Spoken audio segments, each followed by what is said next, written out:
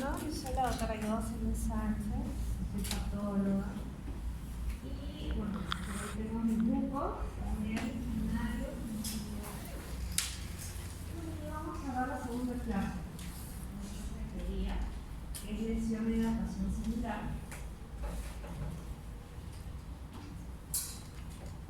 Y esos son los temas que vamos a desarrollar. La mayoría, todo está en el ROM. Acá vamos a hacer un resumen de lo que está en el ROM.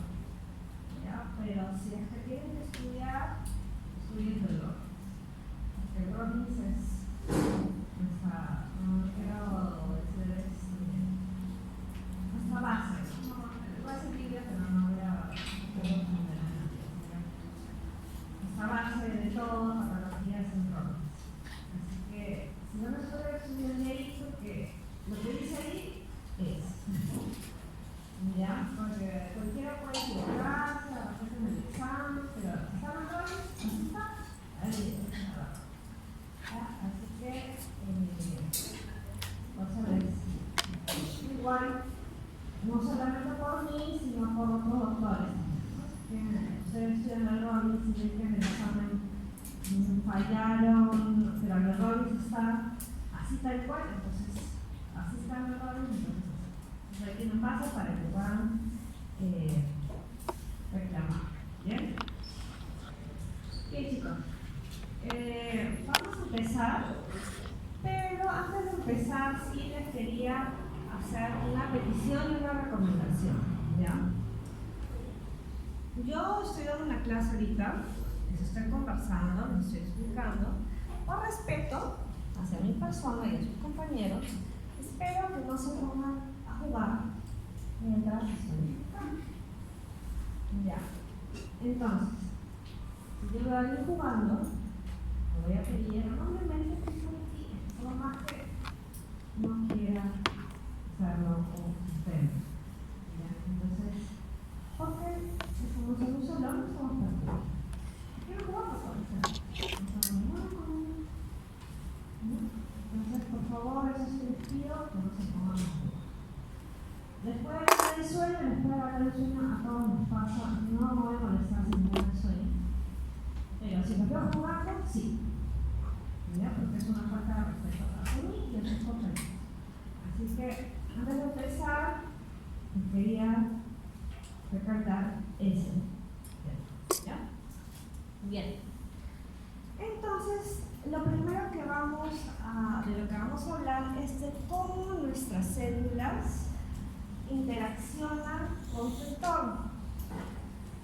Nosotros, ¿no? Vamos a suponer que cada uno de nosotros es una célula. ¿Ya? Cada uno de nosotros interactúa con los compañeros que están al costado o con sus familias, ¿no? Cada uno es independiente, pero interactúan y forman una sociedad o un grupo de alumnos. Entonces, cada uno de nosotros tiene una función específica. Ustedes, que son alumnos, tienen una función similar. Sin embargo, las células todos son diferentes y son independientes y tienen también su metabolismo propio cada uno. Entonces, nuestras células, a pesar de que pueden ser similares, son del mismo tipo, ¿no? Epiteliales, qué sé yo, cada una de las células tiene sus propias interacciones, sus propios desarrollos. Es por eso que cuando se forman cáncer se forman en una sola célula y de ahí se va multiplicando, ¿no? Pero, por ejemplo, ahorita estamos nosotros en un salón de clase. No quiero ser dramática, pero, por ejemplo, que ocurre un terremoto, ¿no? Entonces todos salimos así de nuestra. Uno se cae entre uno. Entonces, a pesar de que todos estamos juntos, unos van a estar heridos, otros no. Entonces, todos vamos a ser independientes, ¿no? Pero igual somos un solo grupo, ¿ya? Entonces, eso pasa con nuestras células, ¿no? Nuestras células, cada una de nuestras células interactúa con su alrededor, ya sea en lo bueno, estudiando, comiendo, en fiesta, qué sé yo, o en lo malo, ¿no? En exámenes, estrés, todo. Entonces, cada una de nuestras células tiene esa interacción entre ellas, ¿ya? Entonces esa interacción, cuando todo está normal, cuando todo está equilibrado, cuando todos estamos en un orden, se llama homeostasis, ¿ya? Entonces toda la homeostasis, cuando nuestro cuerpo, nuestras células, todos están ok, todos están equilibrados, todos estamos bien, tranquilos, no pasa nada. Pero realmente, ¿quién podría decir que estamos 100% bien en el momento? Difícil, ¿no? Siempre estamos con estrés, o estamos expuestos al sol, o al frío, o a hambre, o sueño, ¿no? Entonces realmente siempre va a haber algo que nos va a mover, algo que no va a hacer que no estemos 100% bien. Entonces, pero nosotros nos adaptamos, ¿no? Si tenemos calor, entonces nos sentimos menos, si nos sentimos mal, nos sobrecomemos, ¿no? Tratamos de adaptarnos. Igual, si estamos estresados, tratamos de hacer algo para desestresar, ¿no? Entonces, nuestras células también van a llegar un momento en el que se van a querer adaptar, o se van a tener que adaptar, mejor dicho, al estrés. Y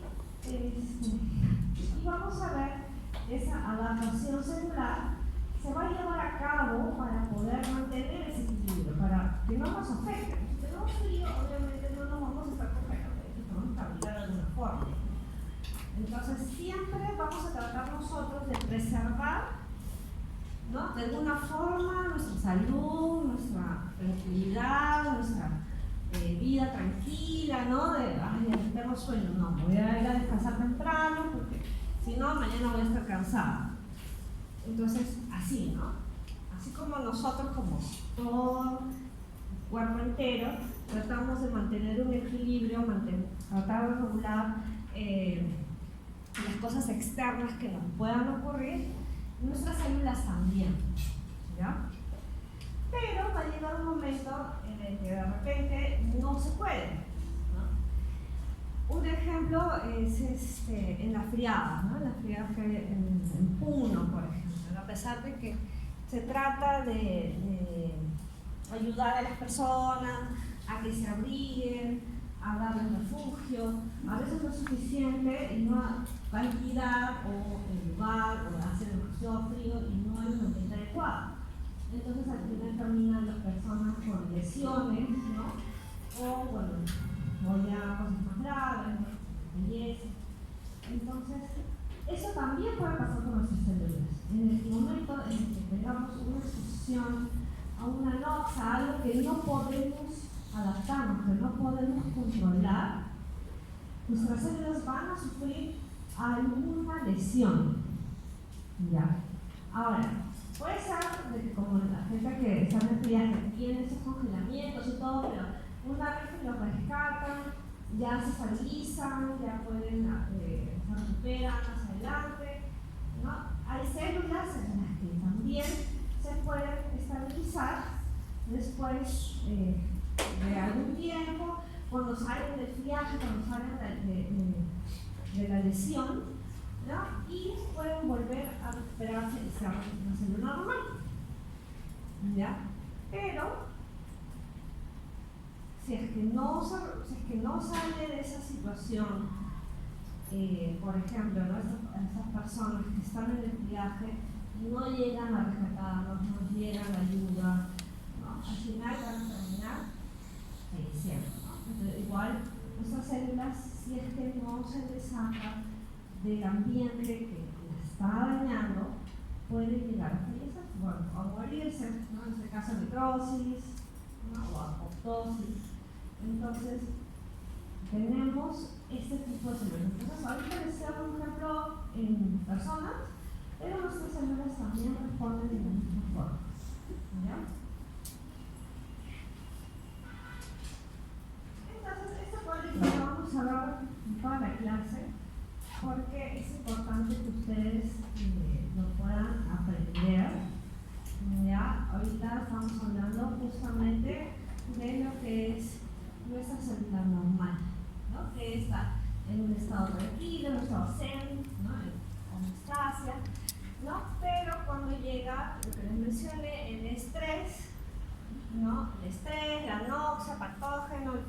calor, qué sé yo.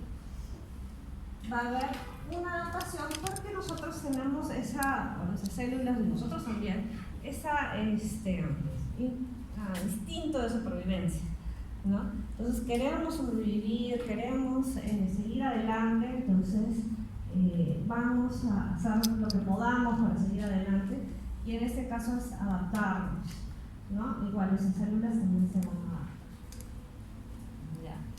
Entonces vamos a ir viendo un poquito la parte de la adaptación.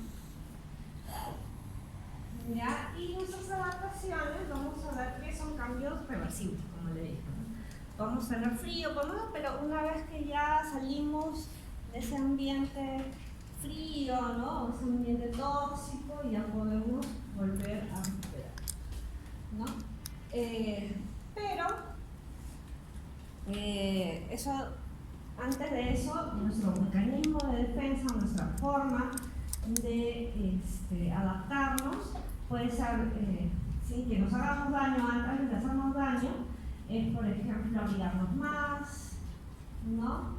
Pues más que nada, sobre todo lo que es frío, ¿no? Abrigarnos más, o dormir más si estamos cansados, o comer mejor, alimentarnos mejor, ¿no? En este caso, nuestras células tienen formas de adaptación sin llegar a ser una lesión. Antes de que se lesionen, tratan de adaptarse para evitar precisamente esta lesión, ¿no? Entonces vamos a ver que tenemos aquí adaptaciones fisiológicas y tenemos adaptaciones patológicas. ¿Ya? Entonces las adaptaciones celulares, esa es su definición, son cambios reversibles en el número, en el tamaño, en el fenotipo, la actividad metabólica o funciones de las células suponiendo en su entorno. ¿Ya? Entonces, ejemplos de adaptaciones fisiológicas que también son reversibles es en el embarazo, ¿no? Obviamente el embarazo no es algo patológico, tenemos que ser fisiológico. Una mujer embarazada no es una mujer enferma, pero sí que está teniendo cambios en su cuerpo, ¿no? Y no solamente a nivel del útero, sino en todo su organismo. Entonces, esos cambios adaptativos, porque obviamente estás creciendo un ser en tu cuerpo, todo tu metabolismo prácticamente se tiene que modificar, ¿no? Necesitas más energía, necesitas más alimentación, necesitas muchas cosas más. Son parte de este proceso fisiológico del embarazo. Entonces, para que haya estas adaptaciones, obviamente el cuerpo va a ser estimulado por toda la parte hormonal, ¿no? Que se produce en este estado. Y cuando ya termina el embarazo y todas las hormonas regresan a la normalidad, empieza a haber tratar de regresar a lo anterior, ¿no? En cambio, a como era previamente el cuerpo de los Sin embargo, cuando ya son adaptaciones patológicas, esas son adaptaciones que se dan por un estímulo externo que son patológicos, por ejemplo, al estrés, o por ejemplo, si uno fuma, ¿no? A todo el epitelio respiratorio les pone tabaco, les pone anoxas, ¿no? de nicotina, de alquitrán, entonces todo eso hace que el epitelio se lesione. Entonces esa lesión constante del epitelio hace que finalmente cambie el epitelio para que no le haga tanto daño esa exposición que tiene, ¿no? Entonces tenemos estos cuatro tipos de adaptación celular. Tenemos la hipertrofia, que es el aumento del tamaño de la célula. Entonces va a aumentar todas las células, va a aumentar el citoplasma, va a aumentar sobre todo el núcleo.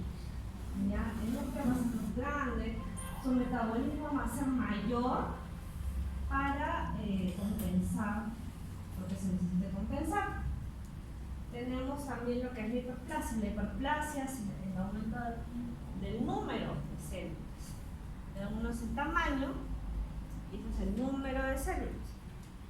Pueden haber situaciones en las que hay un cambio que haya las dos cosas, tanto el número como el tamaño, como de número. ¿Ya? Entonces, sí pueden haber situaciones que haya ambas. ¿Ya? Entonces, esa es la gran diferencia. Hipertrofia más grande, hiperplasia en mayor número. La atrofia, en contraste con la hipertrofia, es que se hace más pequeño. Se hace más pequeño de lo normal, se vuelve más pequeño. Y la metaplasia es que hay un cambio fenotípico de la célula, que se cambia para soportar la noxa, ¿no? Que está atacando, exponiendo, ¿no? Entonces, estos 4 tipos de adaptaciones celulares son las que vamos a hablar, ¿no? A ver, algo que es importante es que en la metaplasia, al haber un cambio fenotípico de la célula, puede llegar a haber una alteración o predispone a que haya una alteración, una displasia, ¿no? Que haya una displasia a nivel nuclear, ¿no? Y esto conlleve más adelante al cáncer. Entonces, no es que la metaplasia sea un precáncer, es una lesión adaptativa, ¿ya? Pero sí que puede predisponer a que pueda llevar a cáncer si es que el estímulo no se corta, ¿no? Y se sigue evolucionando, ¿no? Entonces, vamos a seguir viendo más. Entonces, tenemos acá un ejemplo que es el corazón. Nuestro corazón normal tiene el ventrículo izquierdo, el derecho, ¿no? Nosotros, cuando estamos normal, no tenemos ningún problema si no tenemos hipertensión, estamos tranquilos, pero obviamente un paciente que tiene hipertensión, ¿no? Va a llegar un momento en el que tanto hay esta contracción del corazón no tan fuerte, se necesita por resistencia vascular periférica. Vamos a ver que el corazón necesita bombear con mayor fuerza, por eso se aumenta la presión. Entonces, a ver, en este aumento de fuerza para poder bombear la sangre, el músculo del corazón va a crecer, ¿no? Se va a hipertrofiar. Entonces puede llegar un momento en el que la hipertrofia sea tan grande que incluso acá se obstruye, ¿no? O hace que el corazón tenga un menor volumen, ¿no? O sea, una enfermedad, bueno, esto ya sería algo más patológico que adaptativo, ¿no? Hay enfermedades de los neocitos también, de hipertrofia cardíaca. No sé si han escuchado que algunos futbolistas se mueren así de nada, no un infarto en pleno partido, generalmente es por eso, ¿no? Y obviamente después de un tiempo este músculo cardíaco va a cansarse, ¿no? Como ese meme que hay de cansado, ya se cansa y termina estirándose y ya no se puede encontrar, ¿no? Entonces al final lleva esto a una hipertrofia cardíaca, una insuficiencia cardíaca, ¿no? Por alteración de la contracción, ¿no? Pero al principio sí va a haber una hipertrofia, ¿no? Como les digo, sobre todo enfermedad hipertensiva, ¿ya? Y bueno, eso ya es la otra, ¿no? El otro extremo que les decía que va a llegar un momento de repente que incluso puede llegar hasta un infarto y el infarto pues es muerte celular, ¿no? Y en este caso, como es una muerte celular que no es programada, es una necrosis, ¿no? Y ya vamos a ver este tipo de necrosis más adelante. vamos a ver acá el mismo cuadrito, pero un poquito más detalladito, ¿no? Entonces estamos acá con nuestro tejido normal, tenemos un estímulo patológico, va a haber un estrés de la célula que va a llevar a que hayan algunos resultados, ¿no? Por ejemplo, si la célula sobrevive y el estímulo se va, el estímulo, el patógeno, la noxa, se va, entonces la célula regresa a lo normal. Pero si el estímulo persiste, vamos a ver que se vienen las adaptaciones celulares, ¿no? Pero si es que el estímulo persiste más tiempo, si el estímulo es severo o si la célula es muy sensible, vamos a ver que al final no hay una adaptación y al final quema la cuerpo celular. Entonces ya hemos visto estas adaptaciones celulares. Acá hay un poquito más de detalle. Vamos a ver un poquito eso. Por ejemplo, si es que hay un aumento de la demanda, ¿no? de lo que la célula produce, por ejemplo, en el hígado, ¿no? Que se necesiten más enzimas, ¿no? Mayor metabolismo, ¿no? Entonces acá va a haber un aumento de lo que es la actividad celular, ¿no? Y puede haber también aumento del tamaño celular o del aumento del número celular. ¿Ya?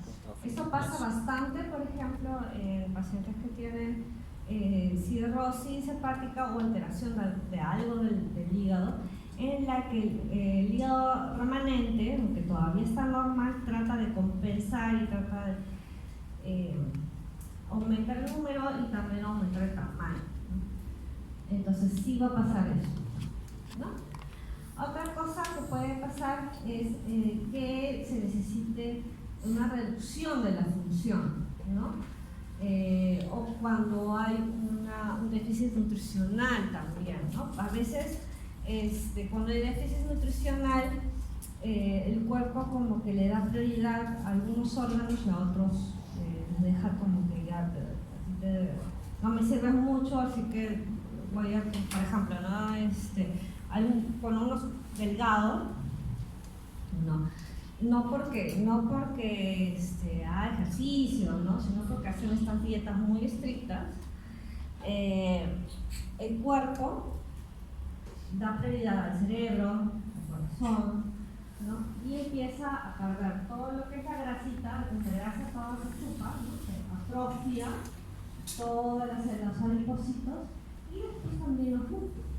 Entonces van siendo muy flaquitos, ¿no? También todo lo que es nutrición, también son muy flaquitos que no tienen músculos, tienen tejido adiposo tampoco. Pues todo está atrofiado. No es que se haya eliminado, sino que todo está colapsado, todo está atrofiado. Porque el cuerpo, ¿no? Trata de darle prioridad a otros órganos vitales, ¿no? Y otro es el ambiente hostil, ¿no? Que acá habría ya el cambio de tipo celular, ¿no? Que ya les estaba diciendo que el cuerpo trata de adaptarse para soportar un estímulo tipo tabaco, ¿no? En todo el epitelio respiratorio, o por ejemplo cuando hay una gastritis crónica, también el epitelio acá, el estómago, ¿ya? Entonces acá vamos a ver un cuadrito que también está bien bonito y interesante, en el que podemos ver un resumen de esto. Estaba mencionando, en el que tenemos un estímulo fisiológico alterado, vamos a empezar a tener nuestras adaptaciones celulares, ¿ya? Entonces tenemos aumento de la demanda, ya sea por un aumento del estímulo trófico, ya sea factor de crecimiento, hormonas, el embarazo, ¿no? Que estábamos hablando, tenemos una hiperplasia hipertrófica. Si tenemos más bien una disminución de nutrientes, tenemos atrofia, o si tenemos una irritación crónica, viene la metaplasia, lo que les mencionaba del tabaco, ¿no? Ahora, si tenemos un aporte reducido de oxígeno, una lesión química, una infección microbiana, pero esta es aguda y autolimitada, vamos a tener un daño celular y una lesión aguda reversible. ¿Ya? Todavía puede ser reversible, pero si es que esta lesión es muy grave o es progresiva y puede haber daño en el ADN, vamos a ver que nos van a llevar a la muerte celular. Entonces, dentro de la muerte celular tenemos lo que es la necrosis y la apoptosis, que ya la vamos a desarrollar. También vamos a ver que podemos tener alteraciones metabólicas, genéticas o adquiridas, y esto nos va a llevar incluso a tener acumulaciones intracelulares. También podemos ver que podemos tener calcificaciones, y cuando tenemos una duración prolongada de alguna noxa que no es tan grave, ¿no? Pero sí es acumulativa, tenemos lo que es el envejecimiento celular. Entonces, de esta última tenemos dos ejemplos, ¿no? Uno es el sol y el otro es el oxígeno. ¿No? El oxígeno, en realidad, no podemos vivir sin oxígeno, pero también es tóxico. Entonces, al final, una exposición a oxígeno no va a matar a poquito. Igual el sol. El sol, si nosotros nos alimentamos adecuadamente y nos exponemos relativamente, no mucho, sino una hora diaria, recibimos vitamina D, nos ayuda el metabolismo de hormonas, ¿no? Nos ayuda bastante el sol. Sin embargo, cuando no nos alimentamos bien, cuando nos exponemos demasiado al sol, al final esto va a llevar a un envejecimiento celular y también predisposición de cáncer, pero todo tiene una razón, ¿sabes? Entonces, ya hablando un poquito ya más profundo de todas estas adaptaciones, vamos a hablar de la hipertrofia. Como ya les mencioné, es el aumento del tamaño de la célula. ¿No? Está la flecha para arriba. Aumento del tamaño de la célula. Mayor cantidad de proteínas estructurales y organelles. Entonces, ¿qué quiere decir? Que tiene mayor metabolismo, ¿no? Entonces, esto lo menciono, por ejemplo, un hepatocito que está compensando una insuficiencia hepática. Esto va a llevar a que también hay un aumento del tamaño del órgano. ¿Ya? En este caso no hay células nuevas, si solo es hipertrofia, no hay aumento de células, solo hay aumento de tamaño. También puede pasar en células que son incapaces de dividirse, pero como les digo, también depende de la causa de por qué se está desarrollando esa hipertrofia. Tenemos que puede ser fisiológica o patológica, y bueno, se produce por una mayor demanda funcional o por una estimulación hormonal. Y como les estaba mencionando, en el embarazo, uno de los órganos que más va a crecer, más se va a desarrollar, que tiene mayor estímulo y por obvias razones, es el útero. Entonces el útero obviamente tiene que crecer porque el feto crece. Entonces ni hablar, se va a quedar así chiquitito, ¿no? O sea, no hay forma. Entonces por ese estímulo el útero se va a ir expandiendo, va a ir creciendo la célula, ¿no? El músculo liso se va a estirar y muy hasta, se podría decir hasta 50 veces su tamaño. Entonces las células, acá es un corte de un útero normal, de un miometrio normal, lo que no tiene un estímulo, y ese es obviamente lo del embarazo. Entonces una célula, un leiomiocito, es de ese tamaño, ¿no? Chiquito. Y ese es un leiomiocito, es un embarazo. Como veo, son casi 50 millones de tamaño normal. Y esto se termina el estímulo hormonal y regresa a su tamaño normal. Entonces termina el estímulo del estrógeno, ¿no? Y regresa a su tamaño.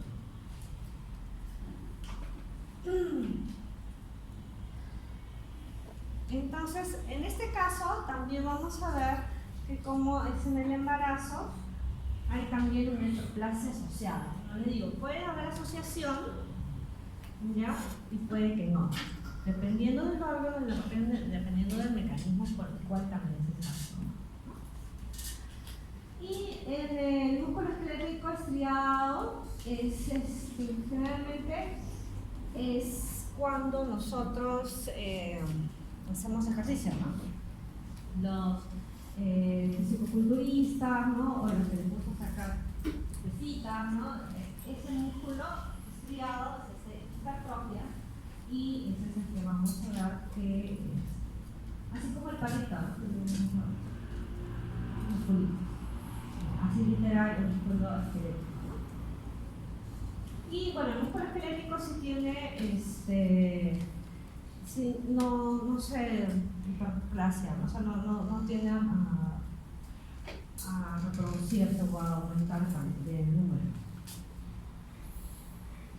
El corazón, que ya les había mencionado también, puede ser, como le dije, por hipertensión o por una alteración valvular, ¿no? Y vamos a ver que tenemos los mecanismos por los que se desarrolla por la distensión, ¿ya? Que son desencadenantes mecánicos, y también por la activación de los receptores alfa-adrenérgicos, que son desencadenantes tróficos. Entonces tenemos doble mecanismo por el cual hay esta hipertrofia, ¿ya?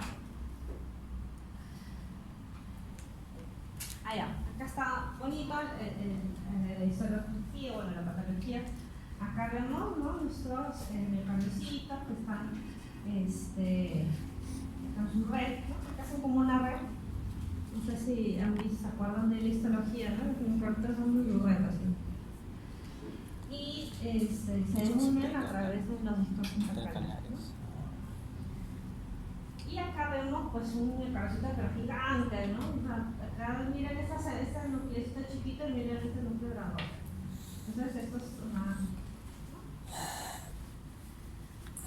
Entonces,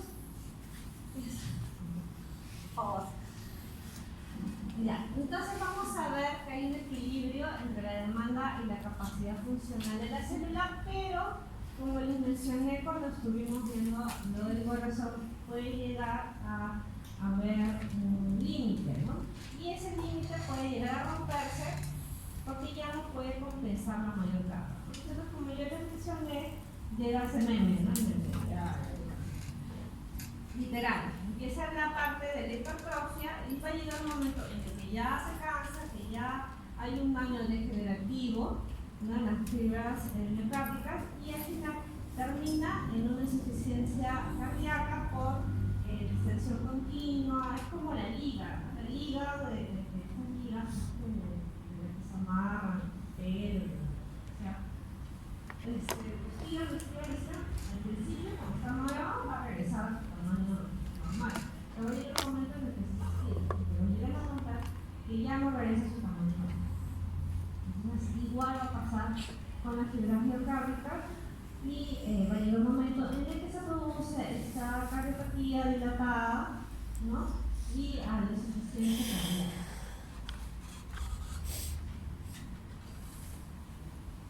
Bien, ahora vamos a hablar de lo que es la hiperplasia. Esta obviamente se va a dar en una población celular que sí tiene esa capacidad de replicación. Y también se puede asociar a una hipertrofia, ¿no? Como mencioné en la parte de hipertrofia. Puede ser fisiológica o patológica. Si es fisiológica, generalmente por hormonas, ¿no? Por ejemplo, también en mama, en las mamas también, cuando tiene el estímulo tanto del embarazo, ¿no? Como en la pubertad, en el desarrollo, empiezan a proliferar las células o las glándulas mamarias. También tenemos compensadora, por ejemplo, como les mencioné, cuando el hígado necesita regenerarse. Entonces hay una hiperplasia y también Y la patológica es causada por un estímulo también sea hormonal o por algunos virus, ¿no? Por ejemplo, el papillomavirus humano produce un factor de crecimiento que hace que crezca el epitelio, sobre todo el escamoso, más de lo normal. Pero también es predisponente al cáncer. Y no solamente por eso. Entonces, otro ejemplo es nuestra trazabilidad próstata que ya hemos visto en seminarios que nos van a llevar ahora. Que hay un aumento de las células, no solamente las glándulas, sino también la parte estromal, tenemos un doble estímulo, doble tejido que se estimula a los cambios hormonales de la edad masculina. Entonces, tenemos esto, pero no solamente es hiperplasia, ahí también hay un poco de hipertrofia. Entonces, vamos a ver que las glándulas también crecen en tamaño, no solamente de músculo. Entonces, también vamos a ver eso. Y como les mencioné, está ligado pues, al envejecimiento masculino. Y balance hormonal por envejecimiento. Y tenemos lo que es la atrofia, que es todo lo contrario de la hipertrofia, ¿no? Que es la disminución de la célula por la pérdida de la sustancia celular. Vamos a ver que hay una disminución del tamaño del tejido del órgano, va a haber una disminución de la función, pero todavía las células están muertas. Los cambios histológicos vemos las células, pero quizás hay zonas que están reemplazadas por fibrosis, entonces disminuye la función del órgano porque obviamente hay disminución celular. Bien. Por ejemplo, algunas causas que vamos a ver es inmovilización de un miembro por una fractura. Obviamente, si es que el músculo o por una lesión, por ejemplo, ¿no? Hay muchas personas que se lesionan la rodilla, ¿no? Entonces tratan de hacer menos ejercicio, pues van a ir perdiendo masa muscular. Igual que cuando uno fractura una pierna, ¿no? Y al final cuando te sacan el yeso, está todo su pierna flaquita y lo dejan mal. Porque obviamente el músculo se ha atrofiado, ¿no? Entonces van a ver esa disminución del volumen, ¿no? En este caso. También pérdida de inervación, sobre todo con los accidentes, ¿no? Y incluso hay pacientes que también parapléjicos o hemipléjicos, ¿no? Desnutrición inadecuada, desnutrición obviamente sí vamos a ver si ya les mencioné también, cuando hay una desnutrición, vamos a ver que el cuerpo trata de priorizar algunos órganos y dejan de lado otros, ¿no? Tenemos también pérdida de la estimulación endocrina. Esto de acá sucede mucho en lo que es el envejecimiento, por ejemplo, en el útero de las mujeres menopáusicas, ¿no? Después de que se termina todo el estímulo del estrógeno, obviamente ese útero no está, ¿no? Y el envejecimiento per se con la atrofia senil se refiere a la atrofia del cerebro, ¿no? Mientras nosotros vamos envejeciendo, nuestro cerebro se va a ir reduciendo. Eso ya es algo que se sabe, por eso es que también estamos perdiendo la memoria, ¿no? Mientras más envejecemos, y no necesariamente por Alzheimer, porque no todos son Alzheimer, pero se puede tener. De ahí tenemos otras cuestiones fisiológicas, bueno, eso que mencioné, ¿no? Lo de la menopausia. Y los patológicos que también les mencioné en la grabación. Y en estados catabólicos también, ¿no? En lo que es la proteólisis acelerada. Los estados catabólicos es generalmente cuando hay cachexia por cáncer, ¿no? Los pacientes oncológicos son un claro ejemplo de que a veces, a pesar que uno quiere realizar algo bueno, ¿no? Por ejemplo, de nutrición, y el cuerpo trata de realizar cosas en el corazón, los órganos vitales. El problema con el cáncer es que el cuerpo no puede regular eso y toda tu energía, todo tu aporte energético va al tumor, porque no puede controlar a esas células. Entonces, si esas células crecen, el resto de células se van muriendo. Eso es algo que sí les pasa a los pacientes oncológicos porque los tumores tienen un metabolismo demasiado acelerado y necesitan demasiada energía y todo el aporte que puede haber se va a esos tumores. Entonces sí, se van a ver los pacientes oncológicos que están adelgazados, ¿no? Y todos sus músculos están adelgazados, lamentablemente, porque todo lo que debería ir a sus músculos se va a ir. Bien, en el caso de la metaplasia, como les estaba mencionando, esto también es un cambio reversible. Metaplasia es un cambio reversible, no se vayan a confundir, ¿no? La metaplasia es un cambio reversible y es cuando se sustituye una célula adulta por otro tipo de célula adulta. ¿Ya? Esto es importante que se acuerden, porque células inmaduras, eso ya es otra cosa. Ya siempre son células adultas, células que ya maduraron, ¿ya? Que ya están diferenciadas, células diferenciadas. Células que no están diferenciadas, ya es otra cosa, y ya la vamos a ver más adelante. Entonces, este término reemplazo de célula adulta por otra célula adulta, sí se lo tiene que quedar bien claro, no se vayan a confundir.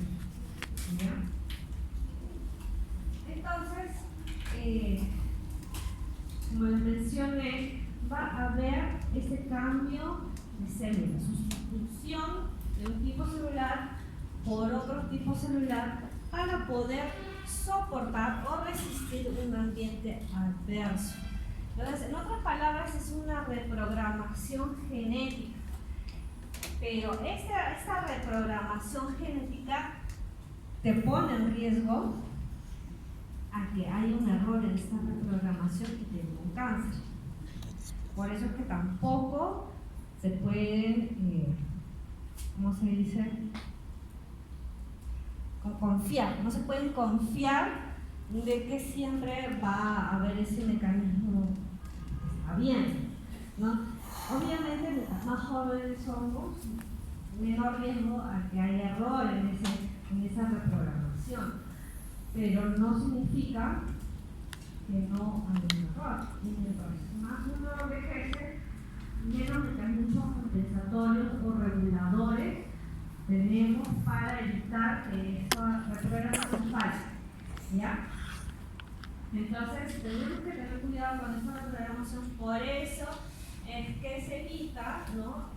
Tratamos, por lo menos, de aconsejar de que se evite fumar, ¿no? Que es lo que hay mucho cáncer con respecto a como causa de tabaco. Sin embargo, es difícil quitarle la adicción a una persona, ¿no? A pesar que saben. Incluso hay médicos que fuman, ¿no? Y es difícil quitarles eso. Y saben cómo es el mecanismo, saben que va a llevar a cáncer, pero es bien difícil. Es bien difícil quitarles eso, no sé. Aún sabiendo, es bien difícil que le quiten esa adicción, esa ganas de querer fumar, ¿no? Y saben, más que no sepan, saben, pero igual lo hacen, ¿no? Entonces, ¿qué pasa cuando uno fuma? Va a haber un cambio de epitelio del epitelio respiratorio. ¿Cómo es el epitelio respiratorio? ¿Quién se acuerda? El normal. Cilíndrico, solo certificado, ciliar, ¿no? Entonces, eso es el epitelio normal, ¿no? Cilíndrico columnar, es el epitelio normal, ¿ya? Pero va a haber un cambio escamoso. Quiere decir que va a haber un epitelio escamoso que va a cambiar. Entonces, el epitelio escamoso, ¿cómo es? Es un epitelio plano, poliestratificado, en este caso no queratinizado, ¿ya? Entonces va a haber ese cambio, ¿ya? Y, por ejemplo, ¿no? Al haber ese cambio va a haber las características del epitelio respiratorio, que tienen mecanismos protectores, que es la secreción de moco y la eliminación de residuos por los cilios, ¿no? Entonces eso va a llevar a mayor predisposición a infecciones respiratorias, ¿ya? Pero el epitelio escamoso es resistente a noxas de ese tipo, ¿no? El humo. Toda la parte que es noxa física, o órganos físicos, ¿no? Por eso que nuestra piel es ese epitelio, ¿no? ¿No? Toda la parte de la mucosa encargada de la vagina también tiene este epitelio que es queratina, ¿no? Toda la parte de la mucosa de la que comemos también es este epitelio, porque es resistente a todos los daños físicos, ¿no? A un daño físico al rostro. Entonces, pero el epitelio respiratorio también tiene su mecanismo de defensa, porque normalmente no deberíamos estar respirando estos contaminantes, sino más bien el aire, el polvo, y eso gracias a los cilios y al moco que atrapa el polvo y después lo se elimina, tenemos todo nuestro árbol respiratorio limpio, ¿no? Deberíamos tenerlo. Entonces, cada órgano tiene su función, cada célula tiene su función. Entonces, es importante que reconozcamos las funciones de cada tipo celular, cada tejido, ¿no? Y por qué hay ese cambio, ¿no? Otro ejemplo, bueno, que ahorita lo vamos a hablar también, es en el esófago. Sí. Entonces, en el esófago, ¿no? Nosotros tenemos otro epitelio también, ¿no? Tenemos el epitelio escamoso también, ¿no? Del esófago, y después le pasa al cilíndrico del estómago, ¿no? Entonces, ¿por qué en el esófago tenemos también el escamoso? Precisamente por lo que les decía, ¿no? Que es resistente a la fricción. Entonces, cuando nosotros comemos, estos alimentos son duros, ¿no? Entonces necesitamos un epitelio que sea resistente a eso. El epitelio escamoso, poliestratificado, plano, queratinizado, es resistente a eso, ¿no? Pero no es resistente al ácido, no es resistente a cambios químicos, ¿ya?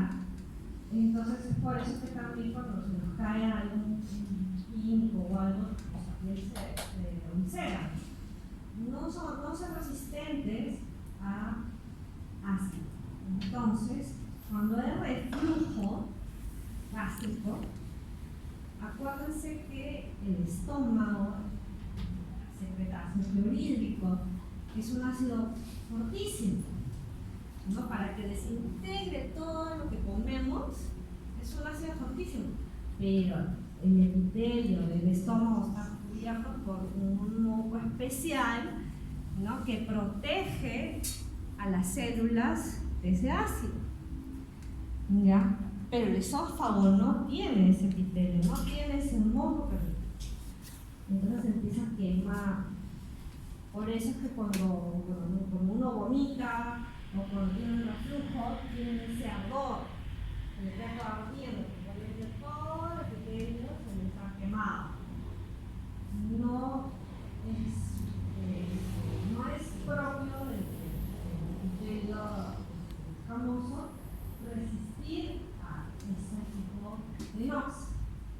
Entonces, si hay un estímulo constante de ácido, el cuerpo va a tratar de todas maneras de compensar, de adaptarse, de tratar de sobrevivir, ¿no? Entonces ese tratar de sobrevivir va a hacer que haya ese cambio del epitelio escamoso a un epitelio columnar o gástrico, ¿no? Intestinal, y ya les dije que es una reprogramación, ¿no? Pero que, como también les mencioné, es de doble filo porque pone en riesgo que esa reprogramación haya fallas y predisponga a cáncer. Entonces eso es el famoso sofado de Barré, y ya lo van a llevar con el gástrico. Entonces, ahora vamos a pasar a lo que es lesión y muerte celular.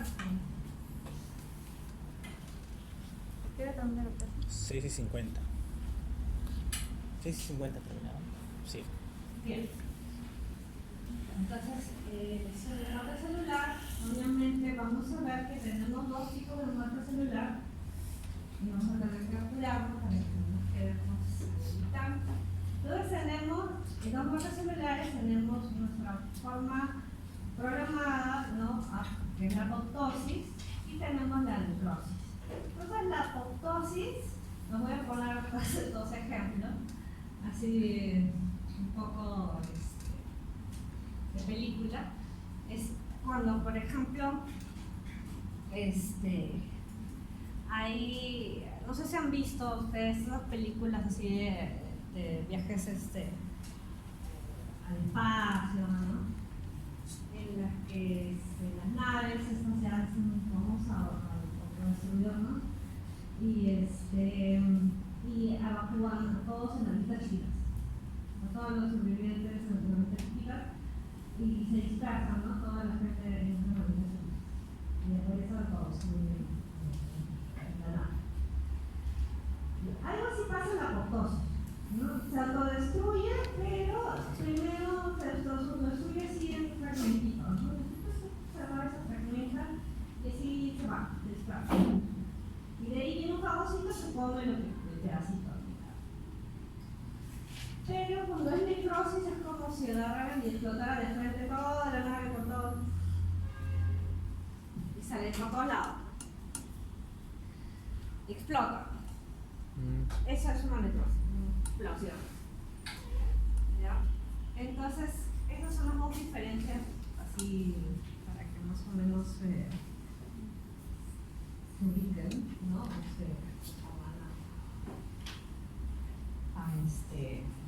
A visionarse en ese momento, ¿no? Entonces,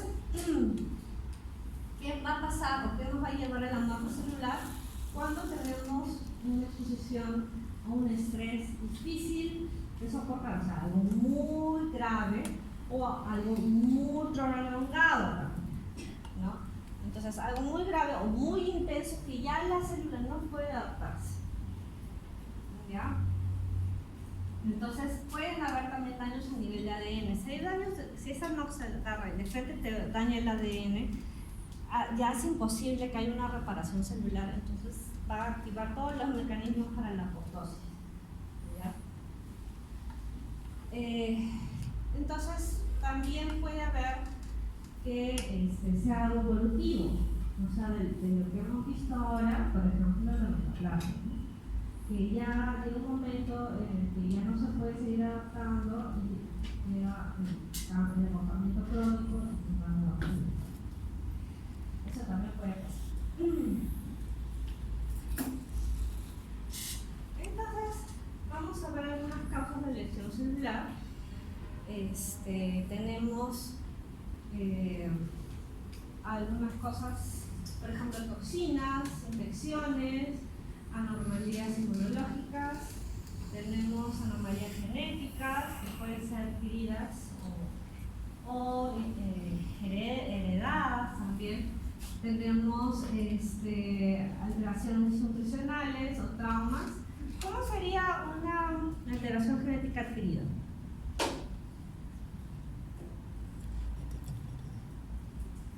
A ver, ¿quién está despierto? ¿De qué nos tiene la imaginación?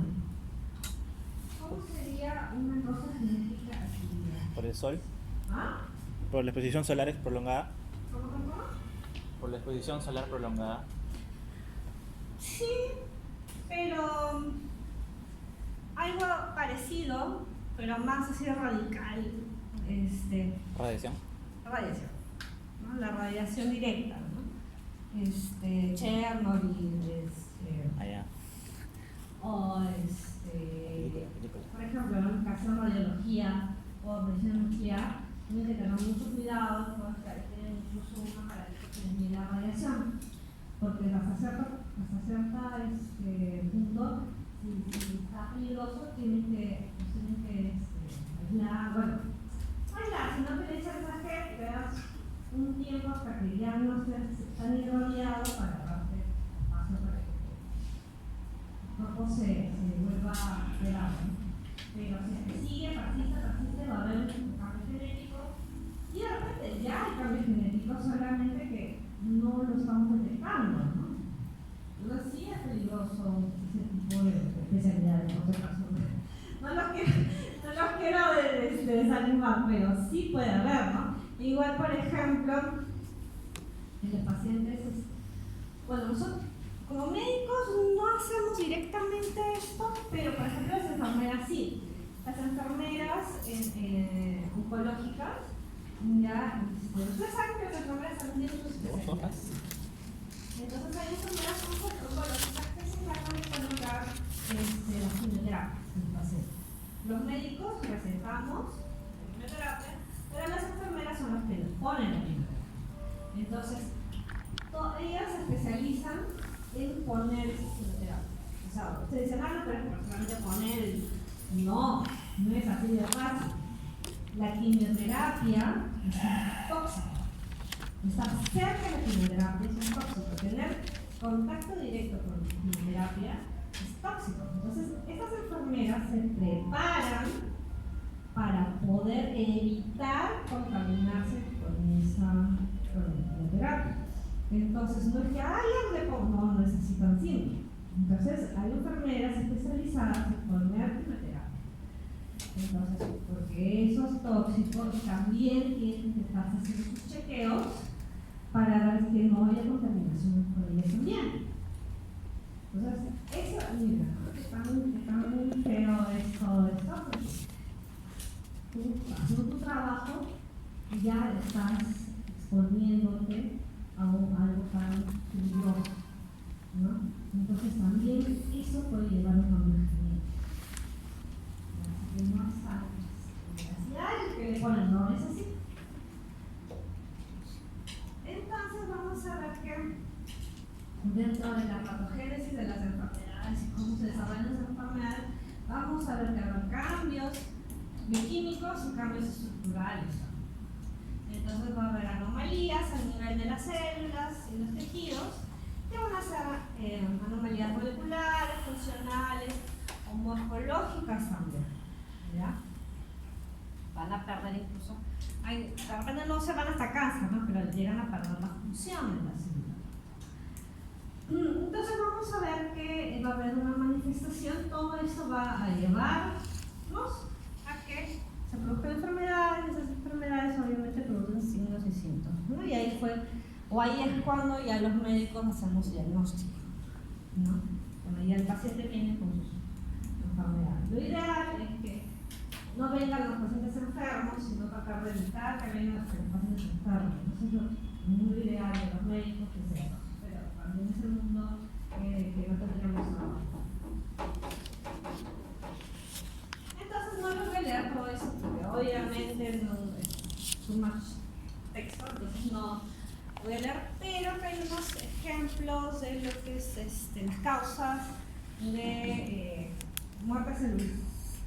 ¿Ya? Por ejemplo, tenemos privación de oxígeno y tenemos esta isquemia, ¿no? Que obviamente es hipoxia, infartos, ¿no? Este es lo más resaltante que tenemos aquí. Ya tu casita me leyeron, pero porque oxígeno, isquemia, muerte celular, infartos, ¿no? Eso. Agentes químicos tenemos todo, los agentes químicos, hasta el agua nos puede matar si tomamos demasiado agua. ¿Ya? Entonces tenemos que tener contaminantes, por ejemplo CO2, tenemos insecticidas también, eso es algo bien frecuente, ¿no? La parte de insecticidas, intoxicación por insecticidas es frecuente. Especialmente salió un reportaje hace como unos meses de que las fresas tenían insecticidas y les habían impedido que sea para el suministro humano, ¿no? Porque por los insecticidas. Entonces, sí es importante que tengan en cuenta algunas cosas que de repente a veces, sí, voy a tomarme mi fresita, ¿no? Y una situación, cuando son médicos, si ya tiene una paciente, pues tiene una intoxicación tremenda, ¿no? Entonces siempre es bueno que averigüen, ¿no? Siempre qué pasó, qué comió, de dónde sacó lo que comió, todas esas agentes infecciosos, que bueno, ahora pues, hace unos 5 años que salimos del COVID, así que eso sí está bien presente, ¿no?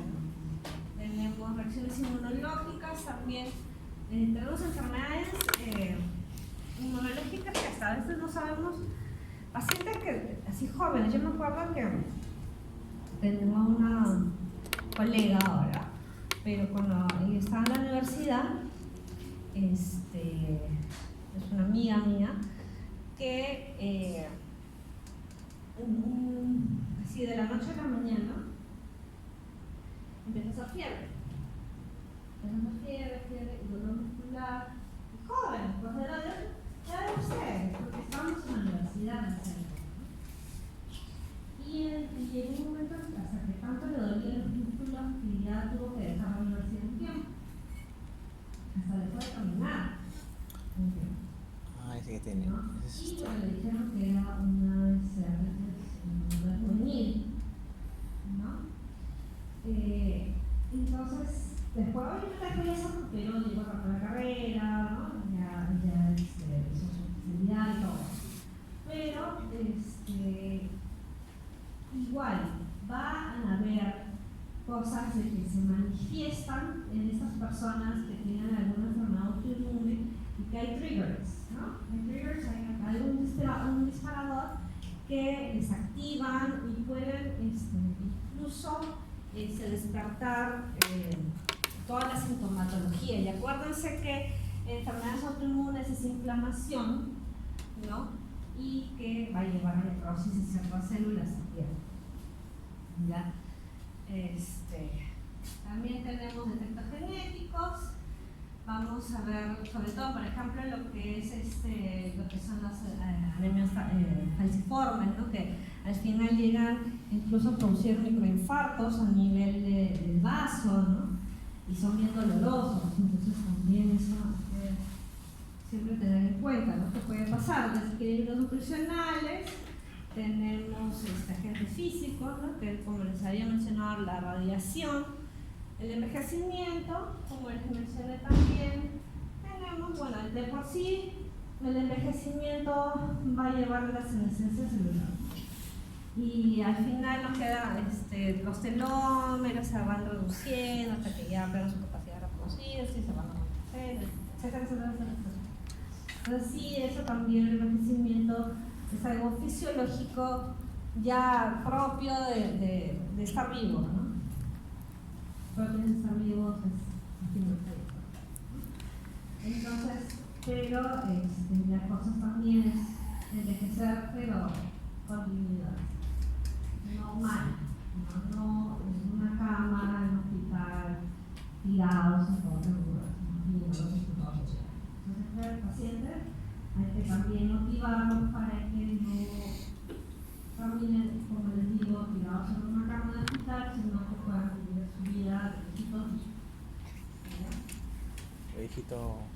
Entonces, vamos a ver cuando tenemos este estrés o estas exposición nociva, ¿ya? Vamos a ver que me avisan cuando falta así 10 minutos, 5 minutos hasta que ya se limita. Por si acaso, porque no voy a hacer que se me pase la hora y sé que hay clases. Entonces, vamos a ver cuando hay estos estímulos no nocivos, que incluso las células pueden ir perdiendo su función celular antes de llegar a muerte celular, ¿no? En isquemia sobre todo. En isquemia, las células que están isquémicas pero que todavía no llegaron a morirse pueden perder su función celular, y después que ya se ocurre la muerte celular, los cambios morfológicos, incluso a nivel microscópico, todavía no se van a ver inmediatamente, sino van a pasar un tiempo para que puedan notarse, ¿no? Entonces, por ejemplo, en lo que es el corazón, vamos a ver que primero va a haber una lesión celular reversible, que es la isquemia previa antes de lo que es la muerte celular, donde ya la función celular va a ir decreciendo, ¿no? Y ya cuando hay muerte celular, vamos a ver que los cambios ultraestructurales van a aparecer mucho después de que se murió la célula. Y de ahí los cambios microscópicos ópticos, después todavía, y los cambios morfológicos incluso pueden pasar más de 12 horas para el resultado. Entonces vamos a ver, como les dije, miren, acá están los tiempos. Tenemos, cuando ya pierda su función, o sea que ya no se pueden contraer, tenemos de 1 a 2 minutos, pero ya después que hay la muerte celular es de 20 a 30 minutos de isquemia. O sea, primero la isquemia, ¿no? Que es como cuando te tapas la nariz, no estás ahí isquémico, pero aguantas todavía. Y después ya que respiras, ya todas tus células que no tuvieron oxígeno al toque se vuelven a reactivar. Entonces, si es que en ese tiempo de 20 a 30 minutos todavía se puede recuperar la circulación o la oxigenación de las células, podría haber una regresión, todavía sería reversible.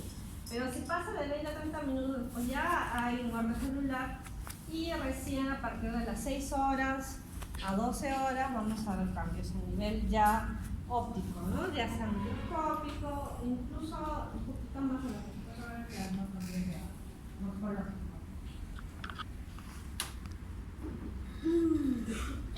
Entonces, acá, como les mencionaba, esto es un resumen más o menos para que vayan viendo de lo que hemos hablado, pero acá vamos a ver esto. Entonces, cuando nosotros tenemos nuestra célula normal, tenemos la noxa, van a haber algunos cambios morfológicos de la célula. Entonces, lo primero que va a haber, van a presentar estas burbujitas o vesículas de la membrana celular. Entonces, vamos a ver que se empieza a dermatizar esa célula, ¿ya? Tenemos hinchazón del retículo endoplasmático y también de las mitocondrias, y el núcleo empieza a condensarse. Eso sí importa. El núcleo se empieza a condensar, ¿ya? Entonces, si es que llega a recuperarse la célula, ese es el punto en el que todavía se puede recuperar la célula. Si en este punto se recupera la célula, o sea, ya vuelve a respirar, se quita la noxa, qué sé yo, todo eso puede regresionar a una célula normal. Sin embargo, como ven acá, lo primero que también se recupera es la membrana, pero el núcleo todavía no se recupera. Entonces el núcleo todavía está ahí esperando a ver que si realmente todo esté bien para dejar de activarse, ¿no? Porque está activado, está como que así alerta, ¿no? Pero si ya llega este estímulo y no para, persiste, llega lo que es la muerte celular. Entonces acá incluso va a haber fibras de mielina, va a haber ruptura de lisosomas. Entonces, cuando hay ruptura de lisosomas, ¿qué tienen lisosomas? Enzimas, ¿no? Enzimas. Entonces, esas enzimas, ¿qué van a hacer? Van a destruir la célula. Entonces, ahí empieza la destrucción de la célula, ¿ya? Y esto hace que obviamente se dermatice más y al final también la célula explotando, ¿no? Entonces, todo esto, acuérdense que la explosión de la nave, ¿se acuerdan? De ahí ya viene todo el proceso inflamatorio para poder controlar la célula explorada. Otra vez.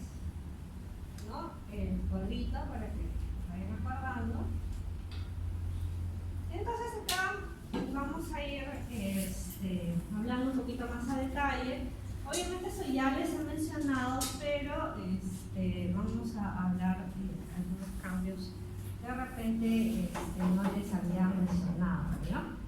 Entonces, vamos a ver que las lesiones celulares reversibles son formas leves de la lesión.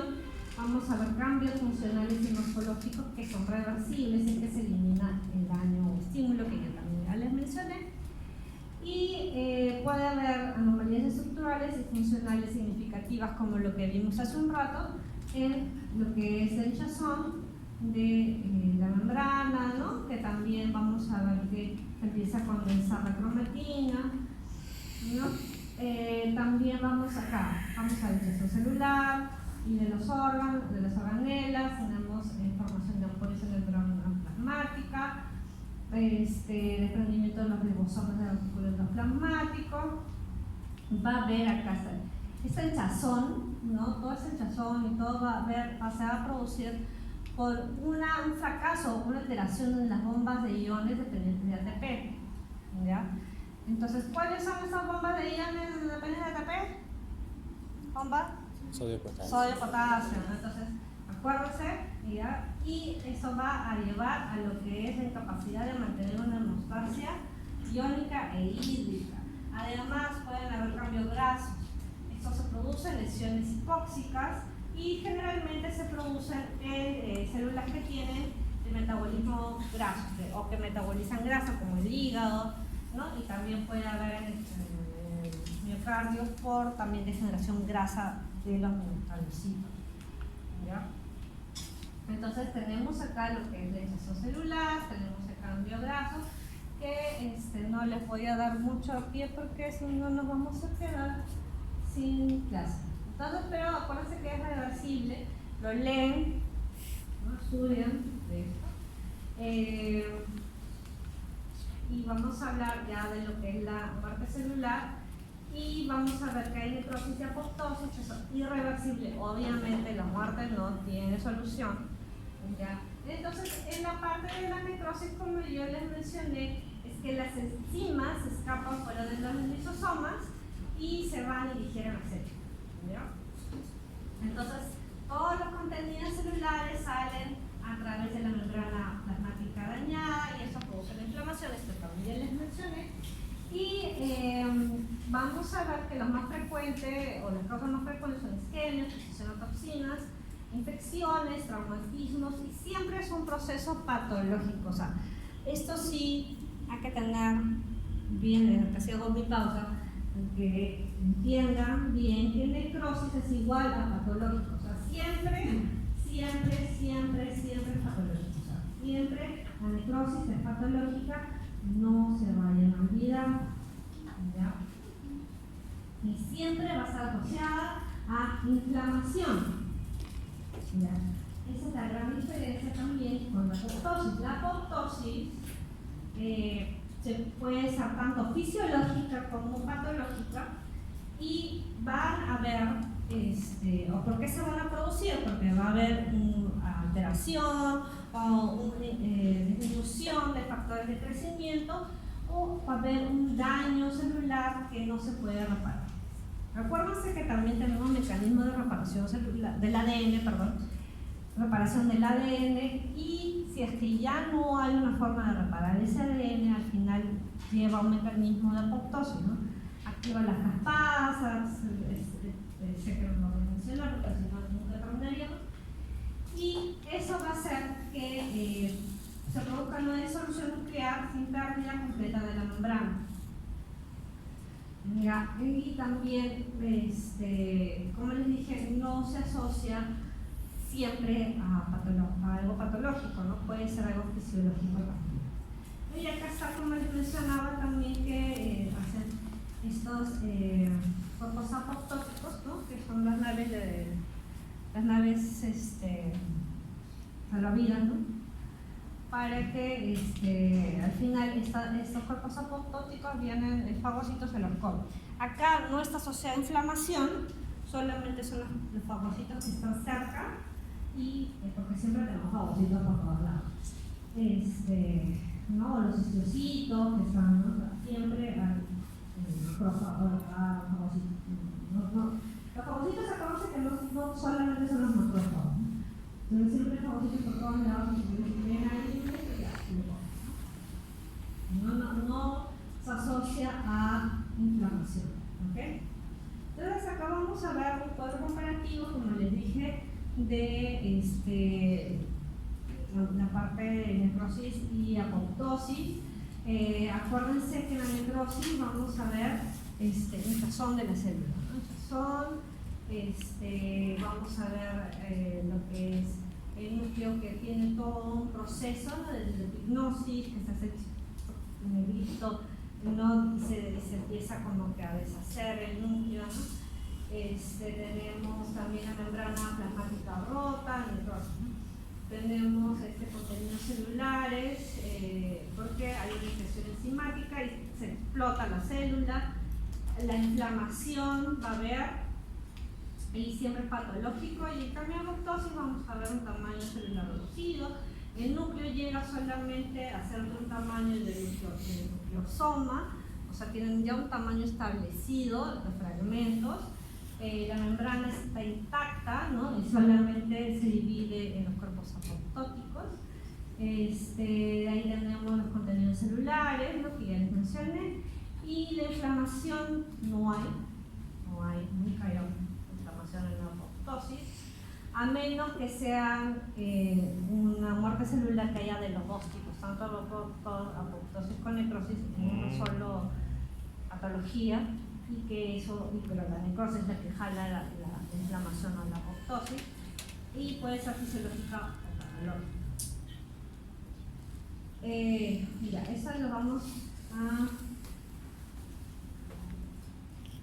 Ya la vamos a llevar.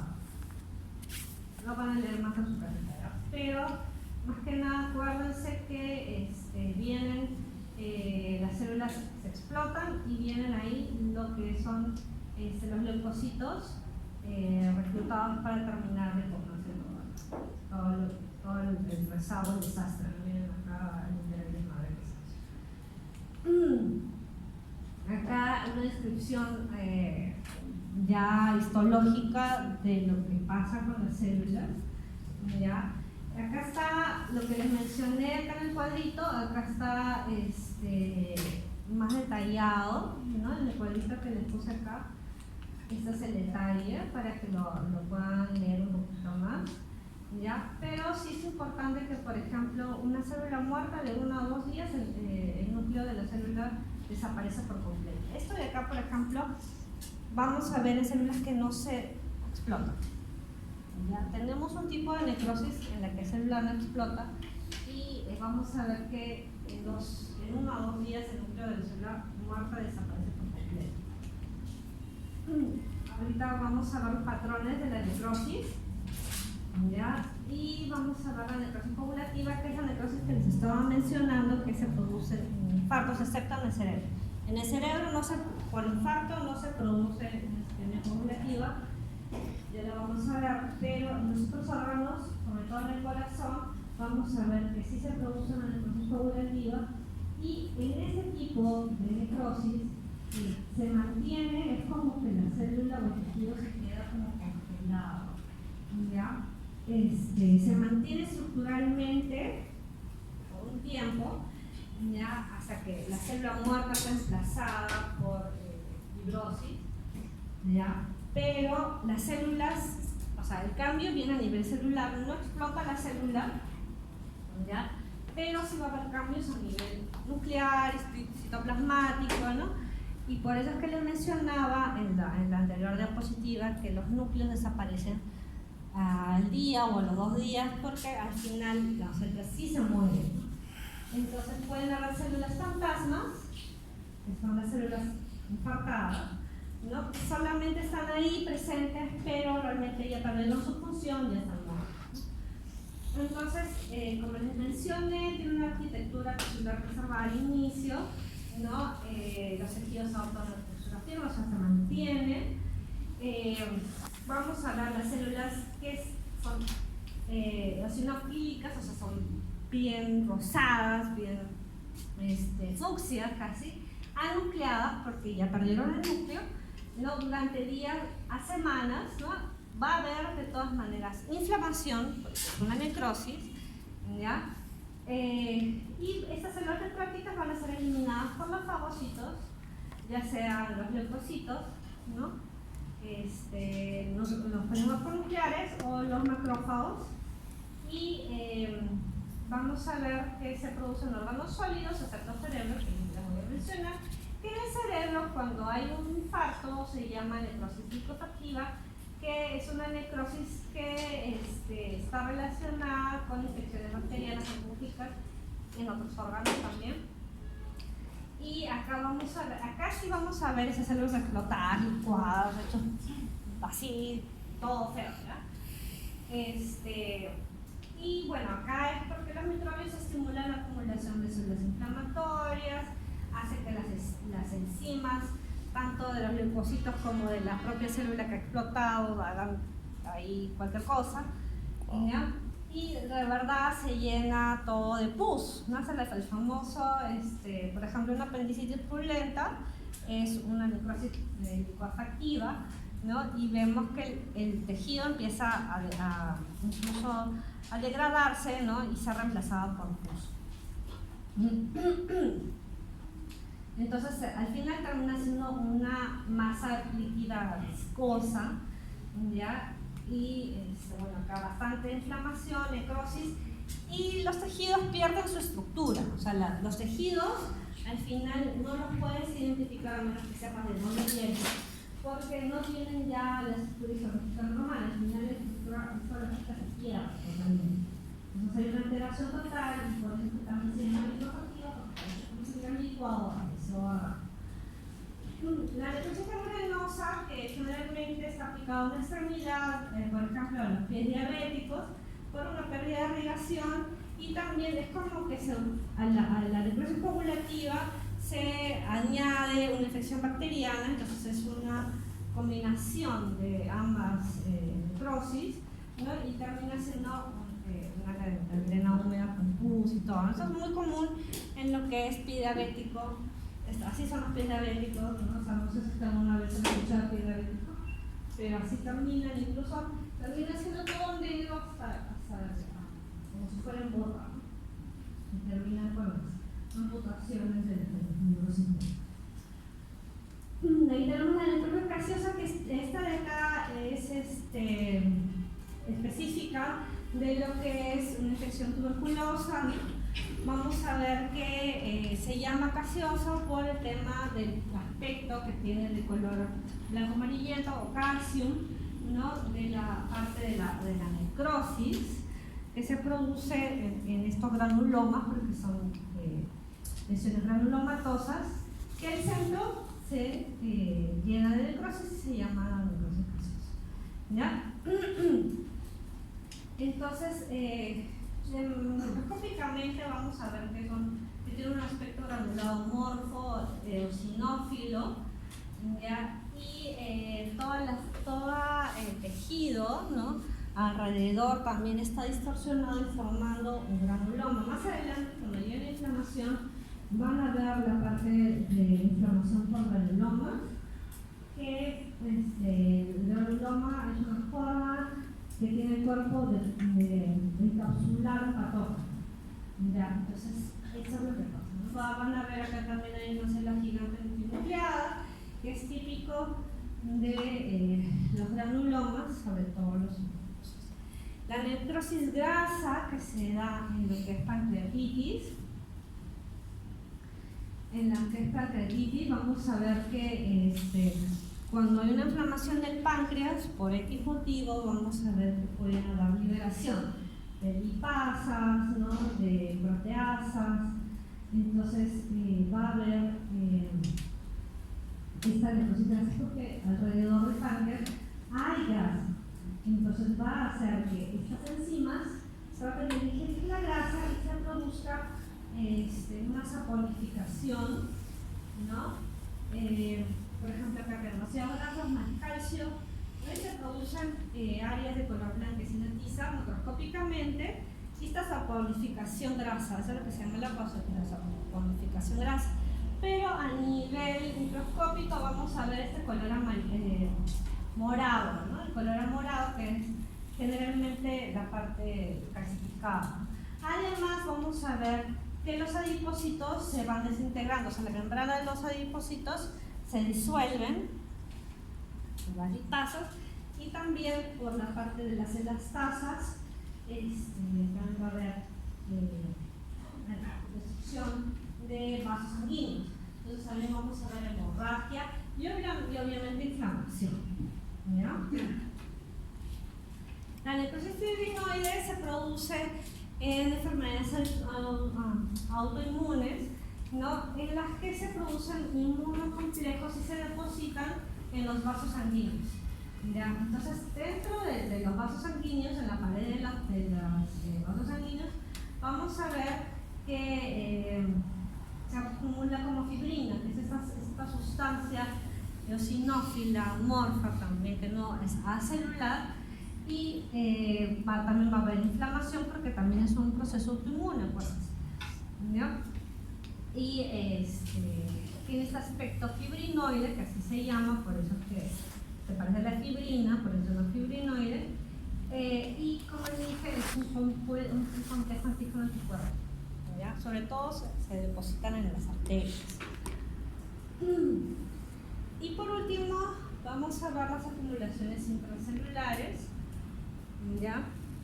Que vamos a ver que se pueden depositar tanto en el citoplasma, del interior de los organelas, ya sea en los lisosomas o en el núcleo, y pueden ser inocuas o también pueden producir lesiones, ¿no? Puede ser también algo fisiológico, y puede ser sintetizada por células afectadas o puede ser producidas en otra parte y se acumulan dentro de las células, ¿ya? Entonces vamos a ver las diferentes causas, que puede ser una sustancia normal que se produce en una velocidad normal o aumentada, pero la velocidad de metabolizarla o eliminarla es inadecuada, entonces empiezan a acumular. Por ejemplo, en lo que es el hígado graso. Acuérdense que el hígado siempre también almacena, ¿no? Grasa, ¿no? Por el metabolismo que nosotros tenemos, ¿no? Especialmente dependiendo mucho la cantidad de carbohidratos, porque eso se produce no por la grasa que comemos, sino por los carbohidratos que comemos, porque al final los carbohidratos se acumulan por grasa. Entonces se acumulan en los hepatocitos, y si nosotros no hacemos que esos ácidos grasos se consuman, se van a ir acumulando. Entonces, esa es una. De ahí tenemos una sustancia endógena normal o anormal que se acumula por defectos genéticos adquiridos, ya sea por plegamiento, empaquetado, transporte, secreción. Y una de las características es, por ejemplo, la deficiencia de antitripsina alfa 1, ¿ya? Que también es una acumulación de proteínas o de sustancias amiloides, también la amiloidosis, ¿no? Que también al final va a terminar depositándose en otros órganos y puede producir alteraciones funcionales de los órganos. De ahí tenemos depósito y acumulación de sustancias exógenas anormales que no se producen en el cuerpo, pero las células no tienen cómo degradarlas, ¿no? Por ejemplo, estos de acá son el carbón o el sílice. Esto vamos a ver cuando llevemos neumoconiosis, en las que vamos a ver pacientes que por las gelminas acumulan estas sustancias y al final terminan con daño a nivel pulmonar porque no los pueden degradar, ¿no? No tienen la forma de degradarlos, se acumulan y producen daño.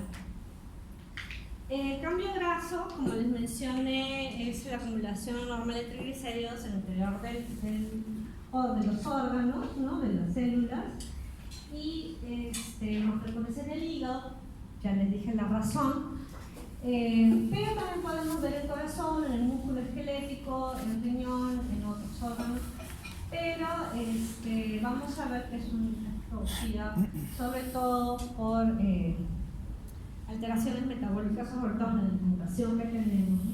La resistencia a la insulina es una causa, la principal causa que hay, no es la única, obviamente hay otras causas, pero ahora en esa realidad actual en la que vivimos, la resistencia a la insulina la tiene la mayoría de nosotros. No lo saben, ¿no? Y es por el consumo inadecuado de carbohidratos, ¿no? O sea, antes le echaban la culpa a la grasa, pero en realidad no es la grasa, sino son los carbohidratos que no usamos la energía, porque los carbohidratos al final lo único que hacen es darnos energía. Y como no tenemos actividad física, porque ahora la mayoría somos sedentarios, entonces se acumula en grasa, y se acumula en el hígado, y se acumula en el corazón, y se acumula en todos lados. Entonces, al final son los carbohidratos. ¿Ya? Bueno, vamos a ver acá, ¿no? Depende de la cantidad, vamos a ver los efectos, si leve no tiene efectos sobre la función, pero si se vuelve algo más crónico, puede llevar incluso hasta una enfermedad sepárica, ¿no? Entonces vamos a ver que macroscópicamente en lo que sea grasa va a aumentar el tamaño y va a cambiar, a tener una coloración amarillenta, ¿ya? Y en la microscopía vamos a ver que las gotas de ácido graso al principio van a ser pequeñas, pero como se van a seguir acumulando, al final terminan ocupando todo el espacio del hepatocito y va a ir disminuyendo la función hepática porque va a desplazar todas las organelas del hepatocito, va a alterar su función, incluso su núcleo lo va a desplazar y va a aparecer como si fuera un adipocito. Pero son hepatocitos que están llenos de grasa. Entonces al final esto va a llevar de todas maneras a lo que es una alteración de la función del hígado, ¿ya? Entonces sí puede llevar una insuficiencia hepática larga. Los esteroides de colesterol y colesterol, acuérdense que a lo que les estaba